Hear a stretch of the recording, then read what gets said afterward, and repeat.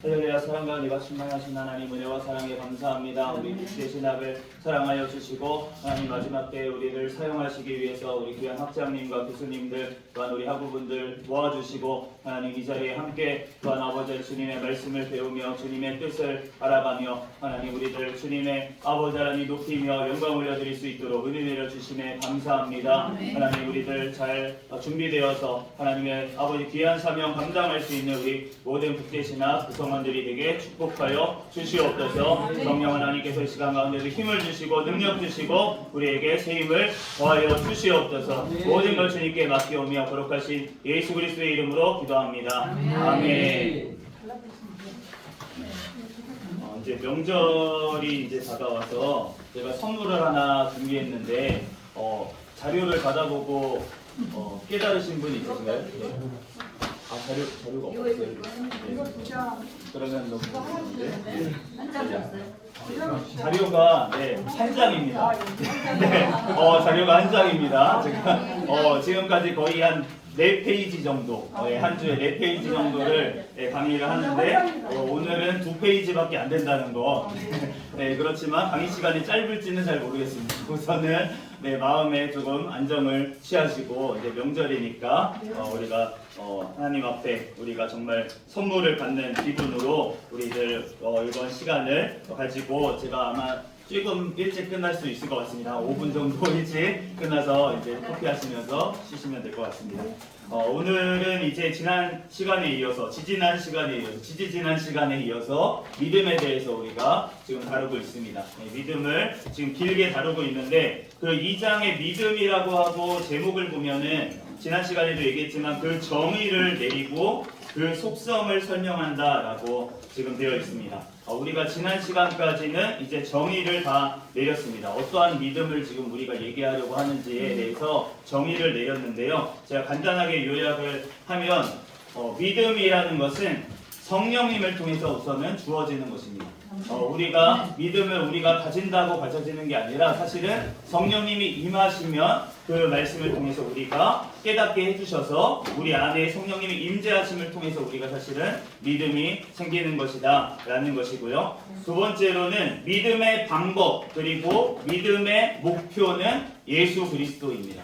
우리가 예수님께 가는 것, 결국은 영원한 천국에 예수님과 함께 영원히 사는 것, 그것이 바로 우리의 목적이고 믿음의 목적이고 그리고 그 방법도 예수 그리스도다. 내가 곧 길이요 진리요 생명이니 나로 말미암지 않고는 아버지께로 올 자가 없다고 하셨기 때문에 예수님만이 그 길이다 라는 것, 그것이 바로 믿음의 특성입니다. 두 번째고요. 세 번째는 이 믿음은 이러한 지식에 자리한다는 것입니다. 우리가 그냥 교회를 다니면서 그냥 덮어놓고 하나님 믿습니다 라는 것이 아니라 우리가 믿는 하나님이 어떠한 하나님인지 알고 믿는 믿음이라는 것입니다.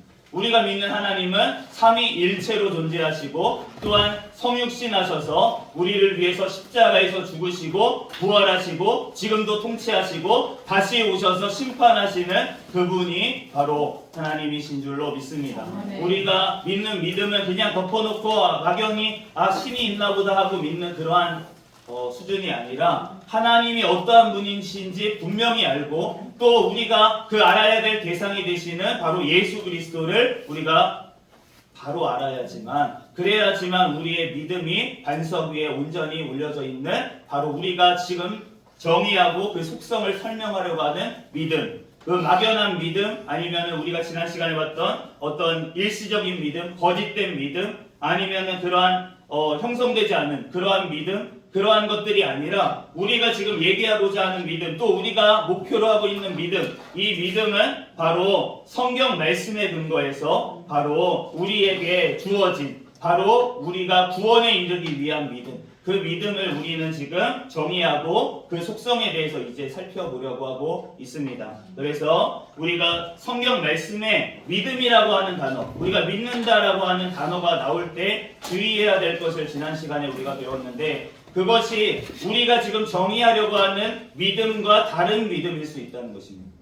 성경에 무조건 믿음이라는 단어 다 이렇게 찾아가지고 그게 하나님께서 우리에게 원하시는 우리가 지금 얘기하려고 하는 믿음이다라고 생각하면 안 되고 성경에 나오는 구절에 나와 있는 믿음을 우리가 문맥적으로 하나님께서 정말로 원하시는 믿음을 얘기하고 있는지 아니면 단순한 지식을 얘기하고 있는지 아니면 어떠한 은사를 얘기하고 있는지 우리가 그러한 것들을 구별함으로 말미암아서 우리가 정말로 주님께서 가지시기를 원하시는 믿음 우리가 종교개혁 시대에 오직 믿음이라고 외쳤던 그 믿음으로만 우리가 구원을 받는다고 하는 그 믿음이 도대체 어떠한 믿음인지를 우리는 지금 얘기하려고 우리가 지난 시간까지는 그 믿음이 어떠한 것인지 또 어떠한 믿음은 우리가 얘기하려고 하는 믿음이 아닌지에 대해서 우리가 구분하는 시간을 가졌고 오늘부터는 바로 그 믿음 우리가 말하고자 하는 그 믿음을 이 시에는 속성을 살펴보는 시간을 가질 것인데 우리가 그렇다면 얘기하려고 하는 믿음은 한마디로 칼빈은 이렇게 정리를 합니다. 영원과 구원 되시는 예수 그리스도가 우리 안에 사시게 되는 믿음입니다. 영원 그리고 구원 되시는 예수 그리스도가 우리 안에 같이 임마누엘 하시게 되는 믿음 그 믿음에 대해서 그것을 우리가 믿음이라고 얘기를 하고 신학적으로는 믿음이라고 얘기를 하고 그것에 대해서 이제 속성을 지금 설명하려고 합니다. 그래서 오늘 14절부터 우리가 15절까지만 우리가 2절만 이제 살펴보면서 우리가 믿음에 대해서 우리가 가장 중요한 정의를 한번 내리고 그리고 그 속성에 대해서 이제 개괄적으로 살펴보고 그 다음 주부터는 이제 조금 안에 세부적인 내용에 대해서 살펴보도록 하겠습니다. 그 14절의 믿음의 지식 믿음은 지식을 바탕으로 아까 전에 얘기한 것처럼 자리한다는 것입니다. 비록부터 한번 읽어보겠습니다. 시작. 비록 붙잡을 수 없는 무엇이라고 하더라도 그것에 대하여 감화를 받을 때에 그 감화의 확실성 자체로부터 마음은 그 자체의 능력으로 인지할 수 있는 수준 이상의 것을 이해하게 된다. 이것이 무엇이냐면 결국 믿음이라고 하는 것은 우리의 지각을 뛰어넘는다는 것입니다. 우리가 철학적으로 얘기하는 믿음, 칸트가 정의했던 믿음, 그러한 믿음을 얘기하는 것이 아니라는 것이에요. 칸트는 어떻게 믿음을 정의했냐면 우리가 이해할 수 없는 것을 믿는다라고 얘기를 했습니다.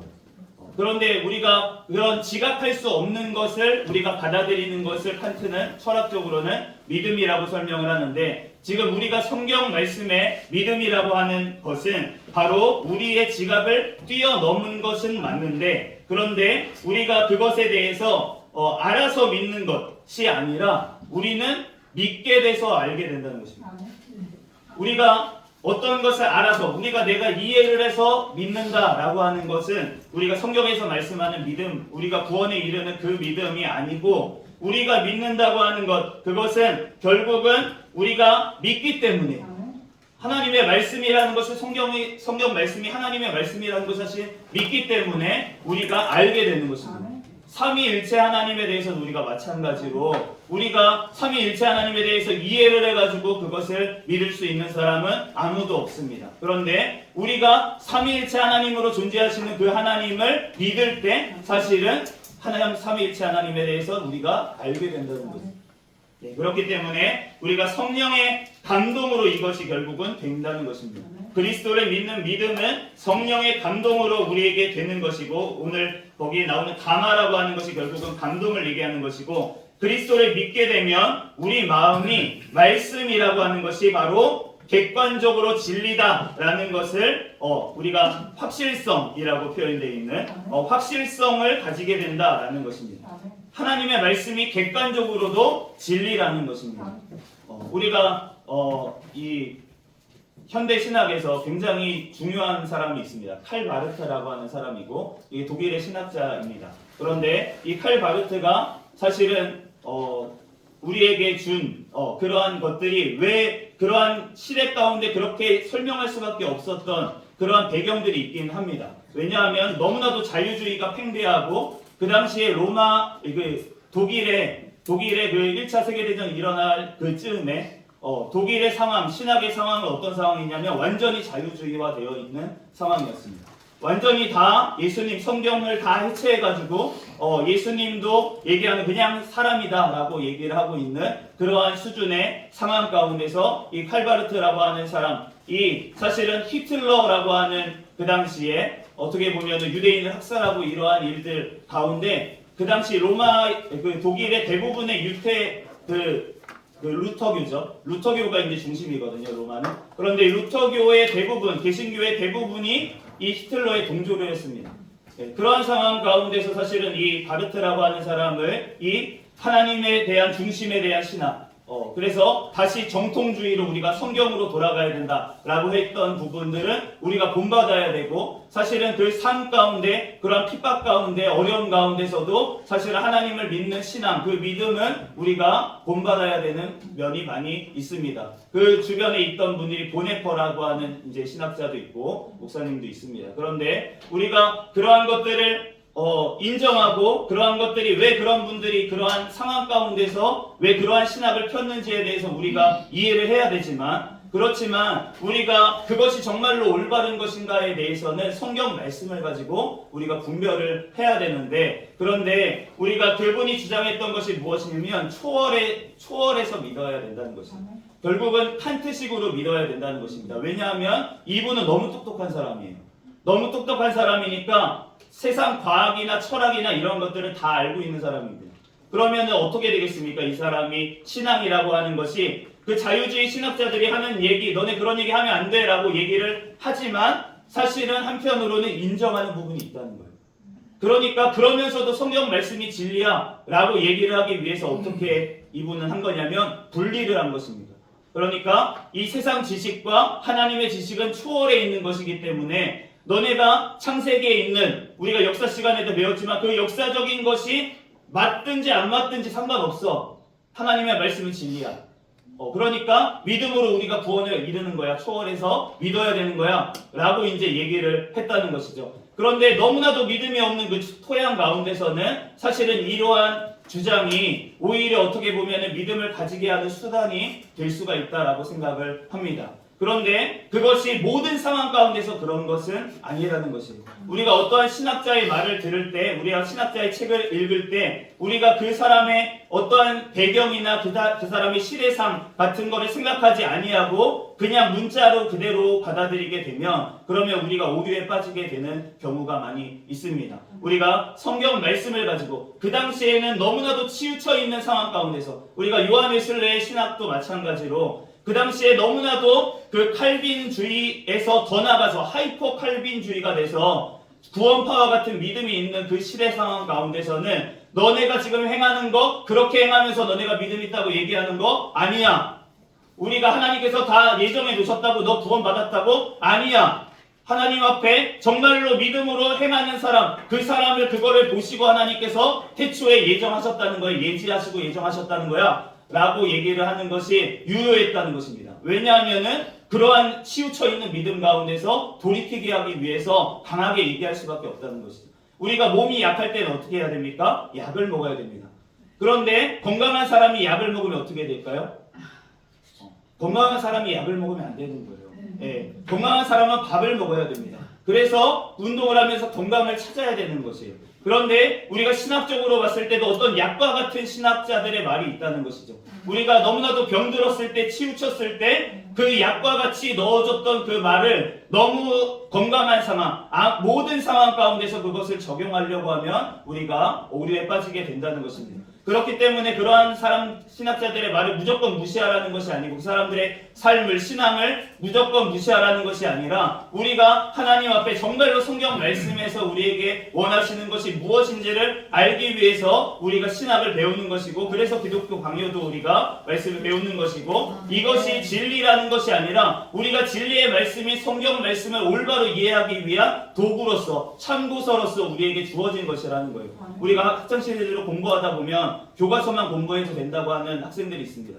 네, 여기도 몇 분 계실 수도 모르겠어요. 그런데 그런 분들 가운데는 이것이 그냥 교과서만 봐도 이해가 너무 잘 되는 거예요. 그리고 선생님 말씀만 들어도 너무나도 잘 이해가 돼서 나는 교과서만 가지고 공부해도 되던데요 라고 하는 사람이 있는 반면에 대부분의 학생들은 어떻습니까? 교과서만 가지고는 이해가 안 갑니다. 이해가 안 가요. 그러면 어떻게 해야 돼요? 참고서를 우리가 보게 되고 또 공부를 잘하는 다른 친구한테 물어보게 되고 이렇게 되는 이유가 무엇이냐면 하나님 앞에 그 교과서를 온전히 이해하기 위해서 그렇게 하는 것입니다. 그것처럼 우리가 성경 말씀이 중심인데 그것에 대해서 여러 신학자들이 그거에 대해서 성경 말씀을 이렇게 이해하는 것이 성경적이다 라고 얘기했던 부분에 대해서 우리가 분별하는 눈을 기르기 위해서 사실은 우리가 신학을 또 공부를 하고 있고 우리가 올바른 신앙 결국은 성경인데 그런데 우리가 내 마음대로 믿는 신앙이 아니라 정말로 주님께서 원하시는 신앙이 무엇인지에 대해서 우리가 고민하는 것이 바로 신학이지 않나라는 생각이 듭니다. 이제 빨리 끝낸다 그랬는데 옆다리로 퍼져서 죄송합니다. 네, 거기 에베소서 3장 18절에서 19절 말씀 한번 읽어보겠습니다. 시작. 능히 모든 성도와 함께 지식에 넘치는 그리스도의 사랑을 알고 그 너비와 길이와 높이와 깊이가 어떠함을 깨달아 하나님의 모든 충만하신 것으로 너희에게 충만하게 하시기를 원하노라. 이 지식에 넘치는 그리스도의 사랑이라고 하는 것 그것이 결국은 우리가 지금 얘기하려고 하는 결국은 믿음인데 이 믿음이라고 하는 것 그것은 결국은 우리가 알아서 믿는 것이 아니라 결국은 믿어서 우리가 알게 되는 것이다. 그 너비와 길이와 높이와 깊이가 우리가 믿음을 통해서 우리가 알게 깨닫게 된다는 것입니다. 믿음은부터 밑에 읽어보겠습니다. 시작. 믿음은 알미라고 자주 일컬어진다. 요한은 믿음을 지식이라 칭하는가. 성도들이 그들 자신을 하나님의 자녀로 알고 있다는 사실을 선포한다. 그들은 이성적인 논증에 의해 교훈을 받아서가 아니라 하나님의 진리에 대한 감화로서 더욱 그 지식 가운데 확고하게 선다. 우리가 이 믿음이라고 하는 것은 결국은 우리가 주관적으로 그냥 내가 아까 전에 얘기한 것처럼 어떤 진리를 초월해서 믿는 것 그런 것이 아니라 믿음이라고 하는 것은 객관적인 진리 바로 말씀이죠. 그 말씀의 확실성을 바로 주관적으로 나에게 적용됨에 대한 확신이라는 것입니다. 우리가 그러한 주장을 했던 어떤 개인적으로 예를 들어서 키에르케고르라고 하는 철학자도 있는데 그러한 사람의 어떠한 신앙을 우리가 무시해서는 안 된다는 것입니다. 우리가 철학적으로는 그분을 통해서 현대의 모든 철학들이 나왔습니다. 그런데 잘못된 상대주의를 비롯해서 모든 것들이 거기서부터 나왔기 때문에 우리가 분별을 해야 되지만 사실은 그분의 신앙 자체는 사실은 그러한 정말 척박한 정말 믿음이 생기기 어려운 그러한 토양 가운데서 정말 하나님을 초월해서 하나님 말씀으로만 내가 믿을 거야 라고 얘기했던 그러한 부분에 대해서는 우리가 신앙은 이성을 떠난 자리에서 시작한다 라고 했던 것은 너무나도 이성적인 시대 가운데 그 사회 가운데 우리가 그것이 아니라 정말 믿음으로 우리는 나아가야 돼. 우리가 신앙 너희가 생각하고 있다는 것이 그게 신앙이 아니야. 머릿속으로만 가득 찬 것 실천이 없는 사랑이 없는 그것은 믿음이 아니야 라고 외쳤던 외침을 우리가 지식은 필요 없고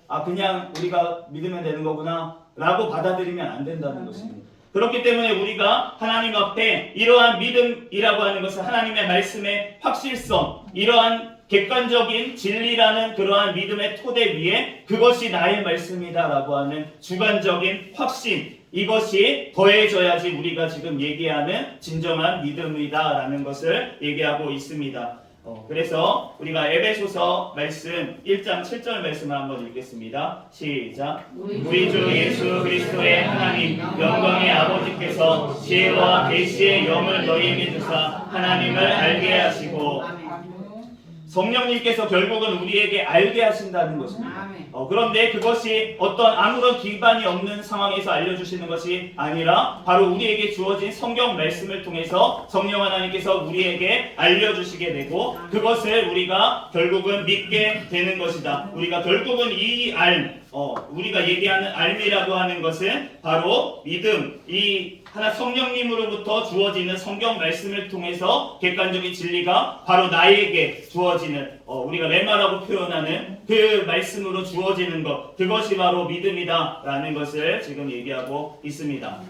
뒤에 이제 15절은 바로 그래서 확신으로부터 태어나는 믿음이라는 것입니다. 우리는부터 한번 읽어보겠습니다. 시작. 우리는 더할 나위 없이 견실한 강화의 불변성을 표현하기 위하여 확실하고 확고한이라는 단어를 덧붙인다. 실로 믿음은 의심스럽고 가변적인 의견이나 오하고 혼란스러운 개념 모두에 만족하지 않는다. 더 나아가 믿음은 더욱 완전하고 요동치 않는 확실성을 요구한다. 결국은 믿음이라고 하는 것은 이 성령의 조명으로 우리가 말씀을 깨닫게 하시는 것인데, 그런데 이렇게 됨으로 우리에게 주어지는 것이 무엇이냐면 그리스도와 연합된다는 것입니다. 우리가 그리스도와 연합됐습니다. 나는 그리스도와 연합됐습니다 라고 주장하는 사람이 있는데, 하나님의 말씀에 대해서 아무것도 모르면서 그러면서 내가 그리스도와 연합되었다라고 하는 사람은 있을 수가 없다는 것입니다. 물론 우리가 특수한 경우가 있을 수 있습니다. 예를 들어서 우리가 북한에 있는 어떤 성도 한 분을 생각해 보십시오. 그분이 마가복음 한 페이지만 가지고 있다고 생각해 보십시오. 성경 한 장을 갖고 있습니다. 그리고 그분의 신앙을 어떻게 물려받았냐면 부모님으로부터 주기도문을 외우라고, 그리고 사도신경을 외우라고 하고 십계명을 외우라고 해서 그 믿음 안에 성경책은 딱 한 장 가지고 있습니다. 그런데 그분이 북한에서 예배를 드리고 있어요. 그러면 그분의 믿음, 성경 말씀 한 페이지 갖고 무슨 믿음이라고 그래? 우리가 칭할 수가 없다라는 것입니다. 그러니까 우리가 구분해야 될 것은 무엇이냐면, 그러한 특수한 상황 가운데서는 하나님께서 정말 작은 지식을 통해서라도 하나님께서 분명하게 믿음을 주실 수가 있다라는 것이죠. 그렇기 때문에 우리가, 그런데 만약에 내가 마음 놓고 예수님을 믿을 수 있는 이러한 자유로운 지역에 사는 사람인데, 그런데 내가 하나님의 말씀, 북한의 성도도 마가복음 한 페이지 갖고 신앙생활 했더라고. 나도 그 한 페이지만 있으면 돼. 그것으로 충분해. 라고 주장하는 어떠한 사람이 있다면 그 사람의 믿음을 우리가 의심할 수밖에 없다는 것이죠.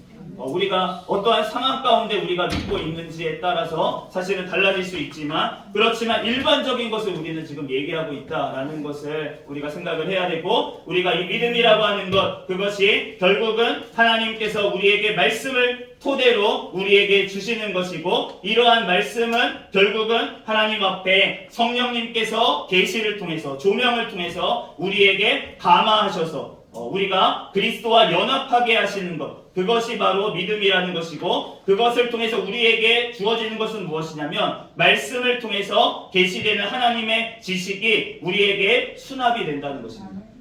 우리에게 수납이 된다라는 것이고요. 그래서 이것을 통해서 성령으로 보정이 되었기에 이것은 결국은 변할 수가 없다. 믿음은 변할 수가 없다. 그 성도의 견인이라고 하는 것이 그냥 딱 띄어서 정말 오직 믿음이고 이렇게 몇 글자로 얘기할 수 있는 것이 아니라는 것을 우리가 알아야지, 사실은 그거에 대해서 얘기하시는 어떠한 반박하시는 분들은 결국은 그렇게 오해하고 우리가 얘기했던 부분에 대해서 공격을 하고 그렇게 이해하는 거 맞아라고 지금 우리한테 반문하고 있는 것이기 때문에, 우리가 그러한 분들을 무시하고 싫어하고 피하고 이러는 것이 아니라 사실은 그런 분들하고 얘기를 하는데, 그런데 우리가 온전히 알고 있어야지, 그래야지만 우리가 온전히 얘기를 할 수가 있는 것이죠. 우리가 얘기하는 믿음은 그 믿음이 그러한 믿음을 얘기하는 것이 아닙니다 라는 것을 우리가 완전하게 얘기할 때, 우리가 다툼이 일어나거나 그러한 것이 아니라 결국은 우리가 온전히 정말 결국은 우리가 그리스도 안에서 한 믿음으로 정말 예수 그리스도 안에서 연합되어서 한 교회로서 나아가야 되는 사람들이기 때문에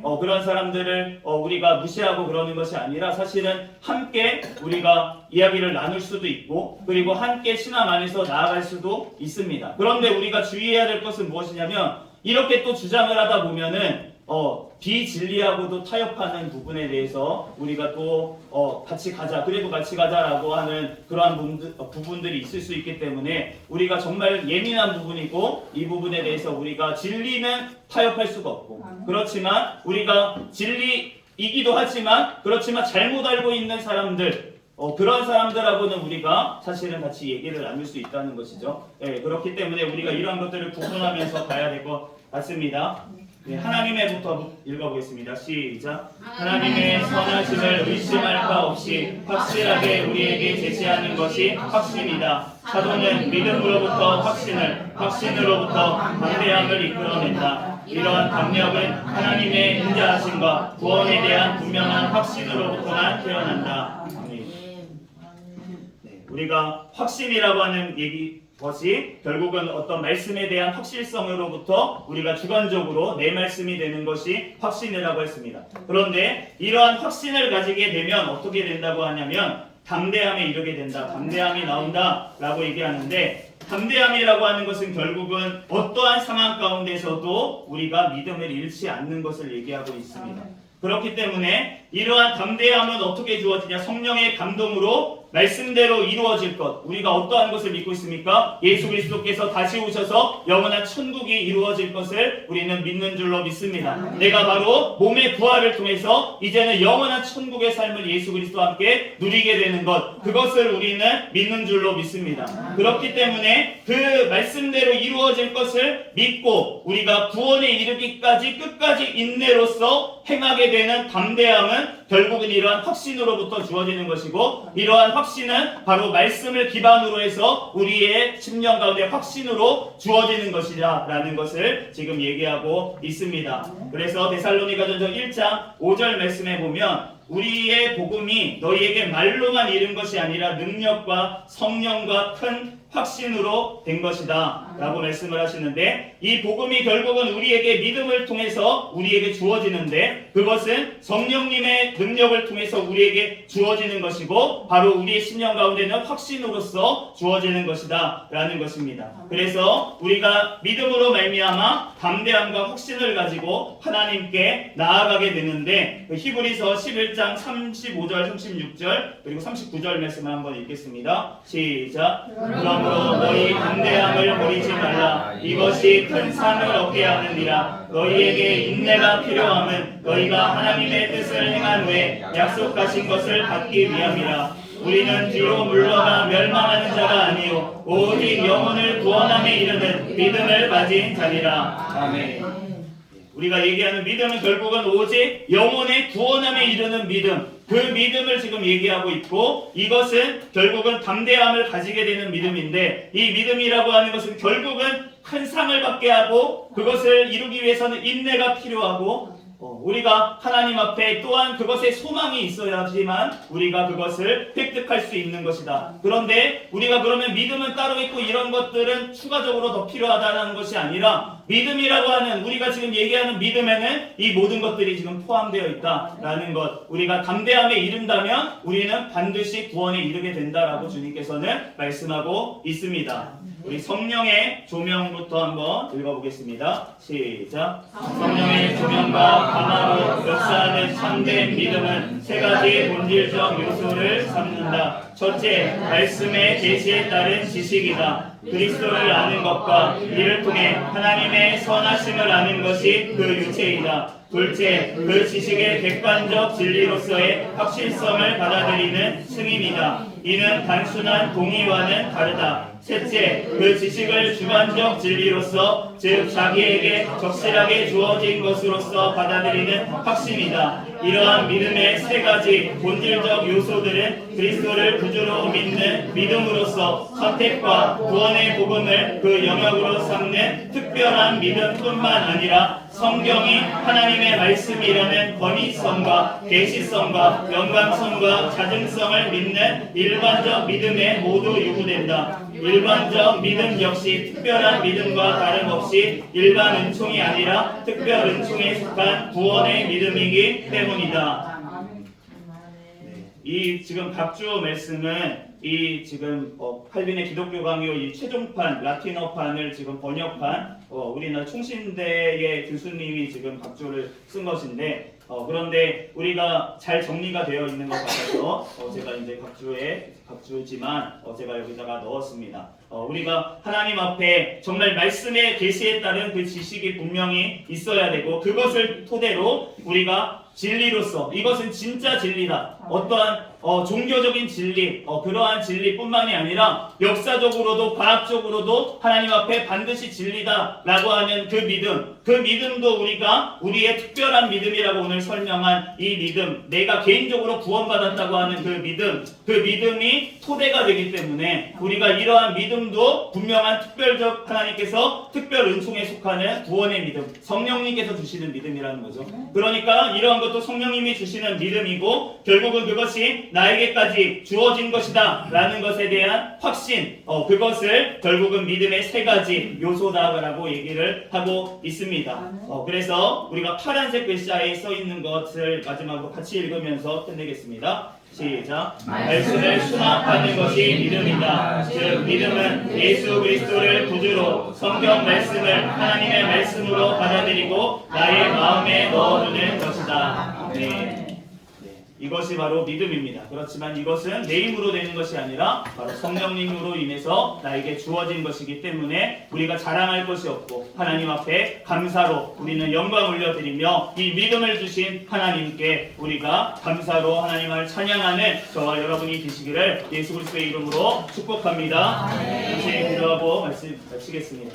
할렐루야. 사랑 가운데가 충만하신 하나님 감사합니다. 하나님 우리에게 믿음을 주시니 감사합니다. 하나님 우리들 이 믿음 끝까지 아버지 하나님 가지고 갈 수 있도록 성령 하나님께서 우리 가운데 아버지 역사하여 주시고 우리들 아버지의 믿음을 아버지 하나님 잃지 않고 영원한 천국에 이르기까지 우리들 승리하는 삶 살아가게 도와주시고 하나님 우리한 이런 확신 가운데 주님께서 영원한 천국에서 상을 주실 것을 우리들 바라보는 또한 소망의 믿음으로 우리들 또한 주님을 사랑하며 또한 서로 사랑할 수 있는 그 사랑의 믿음으로 승리할 수 있도록 역사하여 주시옵소서. 모든 걸 주님께 맡기오며 거룩하신 예수 그리스도의 이름으로 기도합니다. 아멘.